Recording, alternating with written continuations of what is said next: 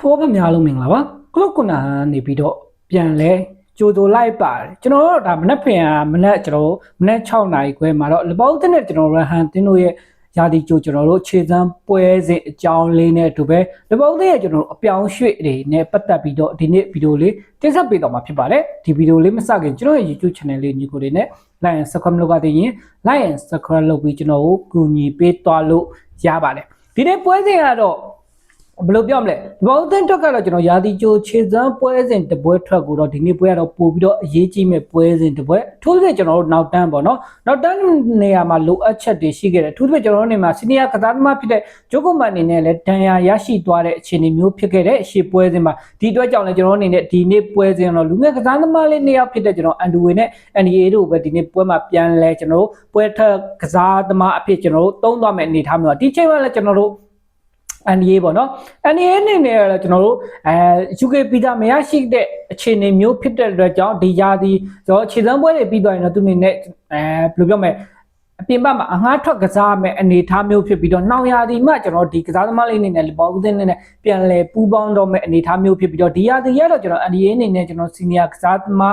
းကျွန်တော်ဘယ်လိုမျိုးပွဲထွက်ခွင့်တနေရာအတွက်ကတော့အဆင်မပြေခဲ့တဲ့အခြေအနေမျိုးသူအနေနဲ့ UK ဗီဇာမရရှိတဲ့အတွက်ကြောင့်ကျွန်တော်ရာသီကြိုခြေစမ်းပွဲစဉ်ပြီးသွားရင်တော့ငါးထွက်ကတော့မဲ့အနေအထားမျိုးဖြစ်ပြီးတော့ anyway အနေနဲ့ကတော့ကျွန်တော်တို့ anyway အနေနဲ့ကတော့ကျွန်တော်ဒီအခြေအနေကကောင်းခဲ့မယ်ဆိုရင်လေဘောင်းရဲ့ကျွန်တော်စီနီယာကစားသမားကိုတောက်လျှောက်တန်လန်းသွားမဲ့အနေအထားမျိုးရှိတဲ့အခြေအနေမျိုးပါဒီချိန်မှာကျွန်တော်တို့เนี่ยတစ်ဖက်ကကျွန်တော်တို့เนี่ยနောက်တန်းကစားမှာပေါ့နော်နောက်တော့ကစားမဖြစ်တဲ့ဂျက်ကွက်အနေနဲ့လည်းကျွန်တော်တို့သူ့ရဲ့ပခုံးတန်ရာနေခွဲစိတ်ပြီးတော့ကျွန်တော်ပြန်လဲတန်ရာနေတော့တက်တာလာဒါပေမဲ့လေဘာဦးတဲ့နေနဲ့လည်းစောလျင်တော့ကစားသမားကိုသုံးသွားမှာဖြစ်ပြီးတော့နောက်ဆုံးပွဲစဉ်ဖြစ်တဲ့ Leeds United နဲ့ပွဲစဉ်မှာပဲကျွန်တော်တို့ဂျက်ကွက်ကိုတော့USA ကျွန်တော်တို့ခြေစမ်းပွဲမှာတော့ကျွန်တော်သုံးသွားမဲ့အနေအထားမျိုးရှိတယ်။တော့ဒီအတွက်ကြောင့်ကျွန်တော်အနေနဲ့နောက်တန်းကစားသမားလိုအပ်ချက်ရှိနေတဲ့အနေအထားမျိုးမှာဆိုတော့ဒီဘောင်းစနစ်နဲ့ကျွန်တော်အပြောင်းရွှေ့ရာသီဒီဘက်ကိုကျွန်တော်ပြန်လဲသွားလိုက်ကောင်ပြောင်းရွှေ့ရာသီမှာတော့လောလောဆယ်မှာကျွန်တော်ဒီဘောင်းတင်းအနေနဲ့ PSG တင်းတောင်မန်ကစားသမားဖြစ်တဲ့ဘာဂိုလာကိုတော့လိုက်နေတာအားလုံးသိပဲဘာဂိုလာအနေနဲ့လည်းကျွန်တော်တို့မိဘဖြစ်တဲ့ကျွန်တော်အီလာအိုလာနဲ့ကျွန်တော်ဖုံးဆက်တွေလုတ်သွားပြီးတော့မနေ့ကမှာပဲသတင်းတွေတက်လာတော့ကစားသမားနဲ့ပုံကိုရေးဆိုင်ရာသဘောတူညီမှုရရှိပြီးတော့ဒီဘောင်းတင်းနဲ့ကျွန်တော် PSG နှစ်တင်းကြောင်ဆွေးနွေးနေတဲ့အနေအထားမျိုးမှာပဲဒီဘောင်းတင်းနဲ့တစ်ဖက်ကကျွန်တော်ခေါ်ထားတဲ့ကျွန်တော်ပေါင်တန်း180ဆိုတဲ့အနေထားတော်တော်လေးမှများပြတဲ့အနေထားမျိုးပါเนาะလေဘောင်းတင်းကလည်းကျွန်တော်ဒီလောက်အနေထားမျိုးမပေးရင်ဘူး PSG ကလည်းသူတို့နေတန်း180လိုချင်တဲ့အနေထားမျိုးပြလေဘောင်းတင်းနဲ့ဒီရဲ့အောက်ကိုတော့ကျွန်တော်တို့ဆွေးနွေးသွားမဲ့အနေအထားမျိုးတွေရှိတယ်တချို့သတင်းတွေရဲ့ပေါ်ပြချက်မှာဆိုတော့လေဘောင်းတင်းတွေကျွန်တော်ပထမကနဦးပေးချေမဲ့အနေအထားမျိုးပေါ့ပေါင်တန်း130ပြီးတော့ကျွန်တော်တို့အောင်မြင်မှုတွေရရှိတဲ့ချန်ပီယံလိဂ်တို့ပရီးမီးယားလိဂ်တို့ဒါမျိုးတွေရရှိလာမယ်ဆိုရင်တော့ PSG သင်းဘက်ကိုပေါင်တန်းပေါင်40ပေါ့ပေါင်40တန်း40ထပ်ပေးမဲ့အနေအထားမျိုးဖြစ်တဲ့အတွက်ကြောင့်ဒီဘောင်းတဲ့နေတဲ့ကစားသမားကိုတော့ပေါင်တန်း150လောက်နဲ့ခေါ်နိုင်မဲ့အနေအထားမျိုးပါ။ညလောလောဆယ်မှာတော့ကျွန်တော်ပေါင်တန်း130ပေးမယ်ပြီးတော့ကျွန်တော်ပရီးမီးယားလိဂ်တို့ချန်ပီယံလိဂ်တို့ဒါမျိုးစူပလာအဓိကစူပလာတွေစုခူးနိုင်မယ်ဆိုရင်တော့ PSG သင်းကိုဘက်ကတော့ပေါင်တန်း40ထပ်ပေးလာအောင်မဲ့အနေအထားမျိုးဖြစ်တဲ့အခြေအနေမျိုးဒီလိုမျိုးဆိုရင်တော့တော်တော်လေးမှအဆင်ပြေမဲ့အနေအထားမျိုးကျွန်တော်တို့အနေနဲ့အဓိကစူပလာတွေရရှိမယ်ဆိုရင်တော့ PSG ကိုကျွန်တော်ထပ်ပေးမယ်တကယ်လို့ဒါကျွန်တော်လောလောဆယ်ဒီနှစ်တစ်နှစ်တင်းမှာတော့မရရှိခဲ့ဘူးလုံးဝပေးချေတရားမရှိတဲ့အနေအထားမျိုးဖြစ်တဲ့အတွက်ကြောင့်တန်130ဆိုတဲ့အနေအထားမျိုးကတော့တော်တော်လေးမှပြန်လဲအဆင်ပြေသွားမဲ့အနေအထားမျိုးဒါပေမဲ့လောလောဆယ်သတင်းတွေထွက်လာတယ်ပါကျွန်တော်ထပ်ပြီးတော့ကျွန်တော်ညှိနှိုင်းဆွေးနွေးနေတဲ့အနေအထားမျိုးမှာဘယ်လိုတွေသတင်းတွေထပ်ပြီးတော့ထွက်လာအောင်မလဲဆိုတာတော့စောင့်ကြည့်ရမယ်ဒီချိန်မှာလည်းထပ်ပြီးတော့ကျွန်တော်PSGအသင်းရဲ့ကျွန်တော်နောက်တန်းကစားသမားဖြစ်တဲ့စပါးကြီးပေါ့နော်စပါးကြီးကိုဒီဘောင်းတင်းနေနဲ့ကျွန်တော်အနေနဲ့နောက်တန်းအင်အားတော်တော်လေးမှအားနေနေတယ်ဂျိုကိုမကလည်းကျွန်တော်အနေနဲ့နေရာရရှိသွားတဲ့အနေအထားမျိုးကလူငယ်ကစားသမား NDA ကလည်းကျွန်တော် UK ဗီဇာမရရှိသေးတဲ့အတွက်ကြောင့်အဆင်မပြေတော့တဲ့အနေအထားမျိုးမှာကျွန်တော်စပါးကြီးကိုပါကျွန်တော်အနေနဲ့ထပ်ခေါ်အောင်မဲ့အနေအထားမျိုးပါနော်လောလောဆယ်မှာကျွန်တော်အငှားနဲ့ခေါ်มาလားဘလို့တွေခေါ်မလဲဆိုတော့ဒီဘောင်းတင်းနေနဲ့ကျွန်တော် PSG တင်းနေနဲ့ပဲဆွေးနွေးသွားတယ်ဒီချိန်မှာကျွန်တော် PSG တင်းနေနဲ့လေဘောင်းတင်းနေနဲ့ဆွေးနွေးစရာကိစ္စနှစ်ခုရှိတယ်တောင်ပန်ကစားသမားဖြစ်တဲ့ဘာဂိုလာနဲ့ပြီးတော့ကျွန်တော်နောက်တန်းကစားသမားဖြစ်တဲ့စပါးကြီးပေါ့နော်စပါးကြီးကလည်းကျွန်တော်တို့နီးပြဖြစ်တဲ့ကျွန်တော်အီလာအိုလာရဲ့တပည့်ဟောင်းဖြစ်တဲ့အတွက်ကြောင့်เนาะဘုံမောက်မှာလည်းသူတို့နေတော်တော်လေးမှတွဲကစားလာတဲ့နှစ်ယောက်ဖြစ်တဲ့အတွက်ကြောင့်ဘုံမောက်တင်းရဲ့ကျွန်တော်တို့ကစားသမားကိုလည်းကျွန်တော်တို့ဒီချိန်မှာထပ်ပြီးတော့ခေါ်နိုင်သွားမှာလားเนาะဘုံမောက်တင်းမှာတော့ကျွန်တော်အတူတူလက်တွဲလုပ်လာတဲ့ကျွန်တော်ဆရာတပည့်နှစ်ယောက်ဒီအချိန်မှာပြန်ပြီးတော့ပူပေါင်းသွားမှာလားတော်တော်လေးမှကြီးလို့ကောင်းမဲ့အခြေအနေမျိုးပါစပါးကြီးကလည်းကျွန်တော်တို့ထွက်ခွာဖို့တော်တော်လေးမှရာဂိုင်တို့များနေတဲ့အနေအထားမျိုးPSG တင်းနေတဲ့တစ်ခါလေးရောင်းထုတ်မှာလားဒါမှမဟုတ်ကျွန်တော်အငှားချသွားမှာလားဆိုတော့စောင့်ကြည့်ရမယ့်အနေအထားမျိုး မျိုးပါနော်လောလောဆယ်မှာလူပေါင်းတဲ့နေနဲ့ဒီနေရောက်ဖြစ်တဲ့PSG တင်းရဲ့နောက်တက်ကစားသမားဖြစ်တဲ့စပါးကြီးနဲ့ဘရက်ကိုဘာကိုလာတော့လူပေါင်းတဲ့နေနဲ့အသေးတန်လိုက်နေတဲ့အနေအထားမျိုးဖြစ်ပြီးတော့လူပေါင်းတဲ့ရဲ့ကျွန်တော်တို့မာဆေးဆိုင်ကျွန်တော်တို့ပွဲစဉ်တွေမှာတော့ဒီကစားသမား2ယောက်ကိုပြန်လဲကျွန်တော်တွေ့ရမယ့်အနေအထားမျိုးဖြစ်ပြီးတော့ဒီတစ်ပတ်အတွင်းမှာပဲကျွန်တော်တိတိတတ်တာကျွန်တော်တို့သတင်းတွေကပြန်လဲထွက်လာတော့မယ့်အနေအထားမျိုးပါနော်ဒီတော့ကြောင့်ကျွန်တော်တို့အနေနဲ့နောက်တော့ကျွန်တော်တို့တိုက်စစ်ကောတာ2ယောက်စလုံးရလိုက်မယ်ဆိုတော့တော်တော်လေးမှအဆင်ပြေသွားမယ်လို့တော့မြင်တယ်နော်ဒီနေ့ပွဲစဉ်ကျွန်တော်ပွဲချုပ်30ချက်လေးကိုပြန်ပြီးတော့ဆက်လိုက်အောင်ပွဲချုပ်30ချက်မှာတော့ဒီနေ့ပွဲစဉ်မှာတော့ကျွန်တော်တို့အနေနဲ့စီနီယာကစားသမားတွေလည်းပြန်လဲပူးပေါင်းလာတဲ့အနေအထားမျိုးပါနော်ဒီချိန်မှာကျွန်တော်တို့ Florian Wirtz တို့ Alexander Isak တို့ Gravenberch တို့ကတော့ကျွန်တော်တို့ USA မှာပူးပေါင်းသွားတဲ့အနေအထားမျိုးဖြစ်ပြီးတော့ကျွန်တော်တို့ Cody Gakpo ပြီးလို့ဆိုရင် Alisson Becker နဲ့ဘာဂျမန်တိုက်ကတော့ကျွန်တော်အနေနဲ့ USA မှာလာပေါင်းတော့မှာမဟုတ်ဘဲနဲ့လူပေါင်းတဲ့ကျွန်တော် ASA နော်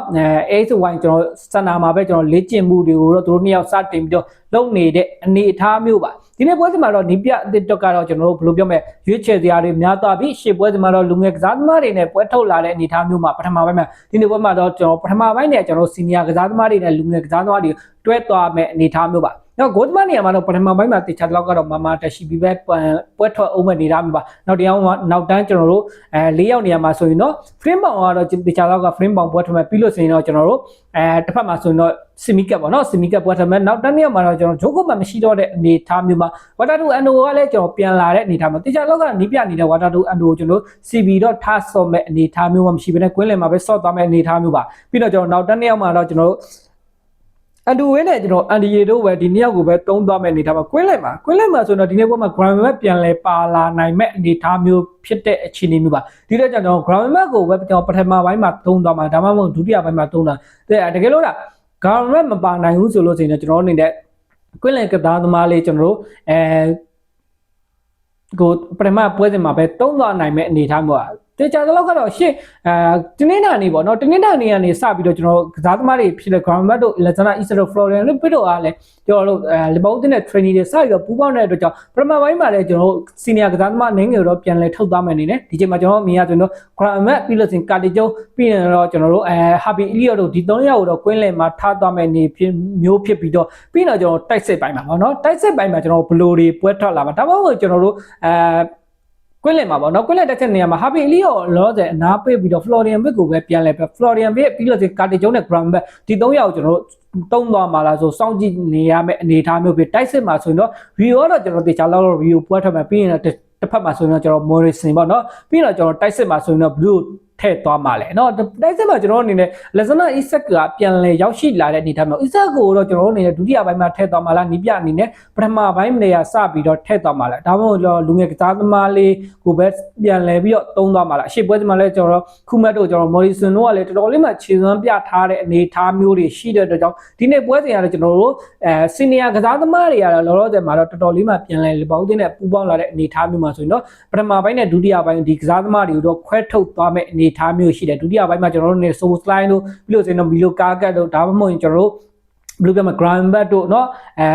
Alexander Isak တို့ဒါမျိုးကစားသမားတွေပူးပေါင်းသွားမှာလားပထမပိုင်းတွေကစပြီးတော့တခြားလောက်ကတော့ဒုတိယပိုင်းမှာ Soul slide တို့ကတော့ပါလောက်မဲ့အနေအထားမျိုးဖြစ်တော့ပထမပိုင်းမှာလည်းဒီဘောအသင်းနေနဲ့ကျွန်တော်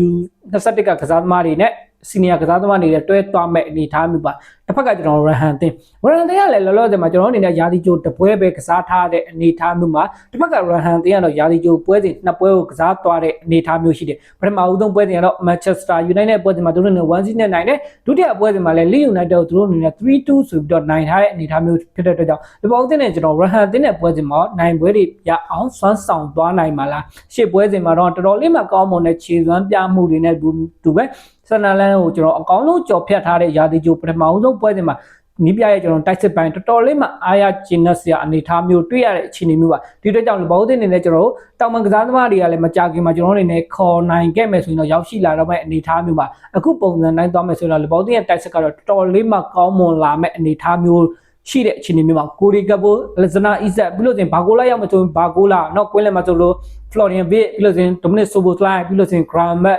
ဒီ3ယောက်เนาะ bucket မှာကျွန်တော် Rio တို့ Chiesa တို့เนาะဒါမျိုးတွေရှိတဲ့အနေအထားမျိုးနောက်တန်းမှာဆိုရင်လည်း Jaguar နဲ့ကျွန်တော်တို့ Budget Van Dijk တို့တွဲမယ်ပြီးတော့ Spani တို့နဲ့ပါတယ်တွဲမယ်ဆိုရင်တော့လပောင်းသေးရဲ့ကျွန်တော်တို့ဒီအပြောင်းရွှေ့မှာတကယ်အလုံးလုံးမယ်ဆိုရင်တော့တော်တော်လေးမှအားရကျဉ်နဲ့ဆရာကောင်းပြီးတော့လပောင်းသေးအတွက်ကတော့ကျွန်တော်ဒီနေ့ရာသီကတော့ကျွန်တော်စူပလာတွေမှာညှော်လင်းလို့ရနိုင်မဲ့အနေအထားမျိုးရောက်ရှိလာမဲ့အခြေအနေမျိုးပါဒီပွဲစဉ်လေးကိုတော့ကျွန်တော်ရဲ့ YouTube channel လေးမှာ like ရှိပါတယ် join နေညီကိုတွေရှိလို့ဆိုရင်လာရောက် join ပေးဖို့ဒီနေရာကနေတော့ပြန်လဲဖိတ်ခေါ်လိုက်ပါတယ်ကျွန်တော်ဗီဒီယိုလေးကတော့ဒီလောက်ပါပဲကျွန်တော်မနေ့ပြန်ညမှာမနေ့ပြန်မနေ့ကျွန်တော်6 နာရီမှာပြန်လဲစုံဝေးကြတော့ပါဗျာ